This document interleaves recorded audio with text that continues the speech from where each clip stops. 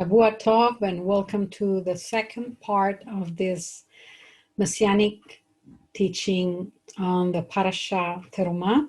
I invite you to take a look to our sermon by the Rabbi Harel, and also to take a look at the first part of this weekly Messianic Bible teaching on the Parasha Terumah. We are continuing our teaching about offerings and tithes. Particularly in this second part, we will discuss the sacrifices and offerings, the so-called Karbanot. So let's start in prayer. Avinu Malkeinu, Abba Father, I come before your throne to ask you for forgiveness for all of my sins, and whether I've been thinking or doing or accidentally done against your will and not in alignment to your will. And I ask you to give me favor, the eyes of those which are listening, watching this video, and speak to their hearts to receive your Mashiach, your son, Yeshua, Jesus, the Messiah of Israel. In the name of Yeshua HaMashiach, Jesus the Messiah. Amen. So let's speak about sacrifices and offerings, the so-called Karbanot. And we know that in the ancient times, a major component of Jewish ritual was the offering of Karbanot. An entire order of the Talmud is devoted to the subject. And we want to offer through this second part of the Messianic teaching this week an overview and the purposes of Karbanot, also the types of Karbanot. In this overview, we want to show you what's the meaning of Karbanot in Hebrew. That is usually translated as sacrifices or offering. However, both of these terms suggest a loss of something or a giving up of something. And although that is certainly a part of the ritual, that is not at all the literal meaning of the Hebrew word. So the word Karbanot comes from the root Kof Resh Bet, which means to draw near, and indicates the primary purpose of offerings, to draw us near to Hashem. So parts of the ritual involved in the offering of Karbanot were performed exclusively by the Kohanim, the priests, and these rituals were only performed in the temple in Jerusalem. So the procedures could not be performed by anyone else and could not be performed in any other place. Because the temple no longer exists, we can no longer offer Karbanot. But there are three basic concepts underlying Karbanot. So let's take a look to these three basic concepts. The first is the aspect of giving. Korban requires the renunciation of something that belongs to the person making the offering. Thus, sacrifices are made from domestic animals, not wild animals, because wild animals do not belong to anyone. Likewise, offerings of food are ordinarily in the form of flour or meal, which requires substantial work to prepare. And another important concept is the element of substitution. So the idea is that the thing being offered is a substitute for the person making the offering. And the things that are done to the offering are things that should have been done to the person offering. The offering is, in some sense, punished in place of the offerer. It is interesting to know that whenever the subject of Karbanot is addressed in the Torah, the name of Hashem used is the four-letter name indicating Hashem's mercy. And the third important concept is the idea coming closer to Hashem. The essence of sacrifice is to bring a person closer to Hashem. So this is the true worship. And I invite you to take a look to the sermon by Rabbi Harel about it, because today he has been speaking about the true worship in his sermon on the Parasha Terumah. So for the most part, the practice of sacrifice stopped in the year 70 after the birth of Yeshua, when the Roman army destroyed completely the second temple in Jerusalem, the place where sacrifices were offered. So the practice was briefly resumed during the Jewish War of 132 through 135 after the birth of Yeshua, but was ended permanently after that war was lost. So there were also a few communities that continued sacrifices for a while after the time. And sacrifices were stopped then after the temple's destruction, because the Torah specifically commands Jews not to offer sacrifices just anywhere. So they are only permitted in the place that Hashem has chosen for that purpose. It would be a sin to offer sacrifices in any other location. Let's take a look to the purposes of Karbanot. Well, contrary to popular belief, the purposes of Karbanot is not simply to obtain forgiveness from sin. Although many Karbanot have the effect of expiating sins, there are many other purposes for bringing Karbanot, and the expiatory effect is often incidental and is subject to significant limitations. Certain Karbanot are brought purely for the purpose of communing with Hashem and becoming closer to Him. Others are brought for the purpose of expressing thanks to Hashem, love, or gratitude. Others are used to cleanse a person of ritual impurity, which does not necessarily have anything to do with sin. And yes, many Carbonate are brought for purposes of atonement. So the atoning aspect of Karbanot is carefully circumscribed. For the most part, Karbanot only expiate unintentional sins. That is, sins committed because a person forgot that this thing was a sin. No atonement is based or is needed for violations committed under duress or through lack of knowledge. And for the most part, Karbanot cannot atone for a malicious, deliberate sin.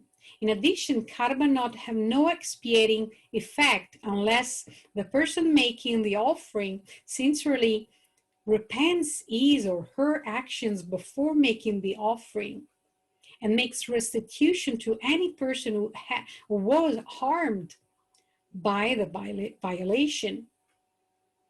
So let's take a look to the types of Karbanot. There are many different types of Karbanot, and the laws related to them are detailed and complicated. This section we are devoting to the Karbanot introduces us to some of the major types of Karbanot. There are many subtypes within these classifications and other types that do not fit into these categories. So let's take a look to the first one that is called Olah. That means burnt offering. Perhaps the best known class of offerings is the burnt offering. It was the oldest and commonest sacrifice and represented submission to Hashem's will. The Hebrew word for burnt offering is olah, from the root ayin lamed he, meaning ascension. It is the same root as the word aliyah, which is used to describe moving to Israel or ascending to the podium to say a blessing over the Torah.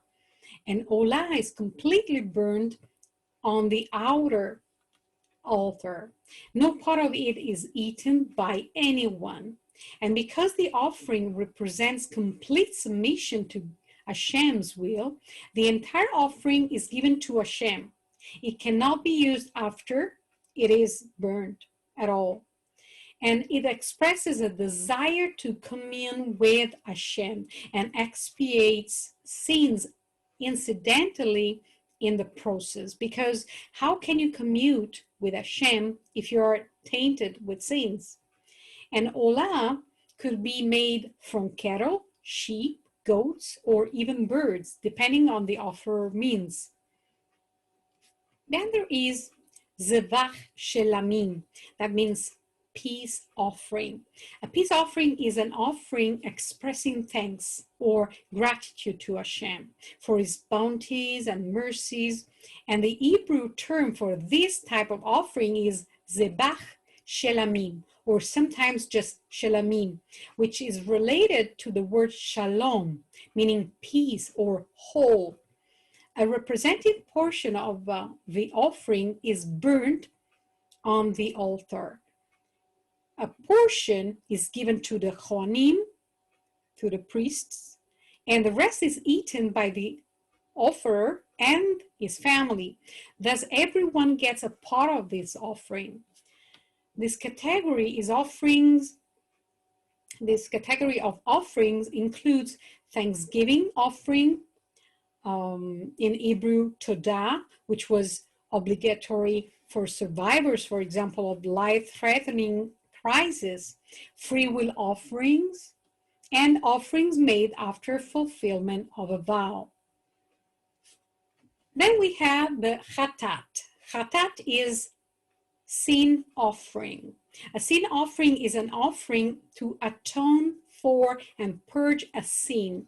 It is an expression of sorrow for the error and a desire to be reconciled with Hashem. The Hebrew term for this type of offering is chatat, from the word chait, meaning missing the mark. A chatat could only be offered for unintentional sins committed through carelessness and not for intentional malicious sins. The size of the offering varied according to the nature of the sin and the financial means of the sinner. Some chatot are individual and some are communal. Communal offerings represent the interdependence of the community and the fact that we are all responsible for each other's sins. A few special chatot could not be eaten, but for the most part, for the average person's personal sin, the chatat was eaten by the Kohanim, by the priests at the temple. Let's take a look to another offering called asham. Asham means guilt offering. A guilt offering is an offering to atone for sins of stealing things from the altar, for when you are not sure whether you have committed a sin or what sin you have committed, or for breach of trust. And the Hebrew word for a guilt offering is asham. When there was doubt as to whether a person committed a sin, the person would make an asham rather than a chatat, because bringing a chatat would constitute admission of the sin, and the person would have to be punished for it. If a person brought an asham and later discovered that he had in fact committed the sin, he would have to bring a chatat at that time. and asham was eaten by the Kohanim, the priests at the temple. Then we have also another type of offering, that is the food and drink offerings. A meal offering, for example, is called mincha, represented the devotion of the fruits of man's work to Hashem, because it was not a natural product, but something created through man's effort. A representative piece of the offering was burned of the fire of the altar, but the rest was eaten by the Kohanim. And there are also offerings of wine, undiluted wine, referred to as nesech. The last type of offering is the para aduma, the red heifer. The ritual of the red heifer, or para aduma, is part of one of the most mysterious rituals described in the Torah. The purpose of this ritual is to purify people from the defilement caused by contact with the dead. The ritual is discussed in number 19 that I suggest you to take a look at and meditate upon. If you find it difficult to understand, don't feel bad. The sages themselves described it as beyond human understanding. What is so interesting about this ritual is that it purifies the impure, but it also renders the pure impure. Everybody who participates in the ritual becomes impure. And it is believed by many that this ritual will be performed by the Mashiach, by the Messiah, when he comes, because we have all suffered the defilement of contact with the dead. Thus, the existence of a red heifer is a possible but not definite sign of the Mashiach.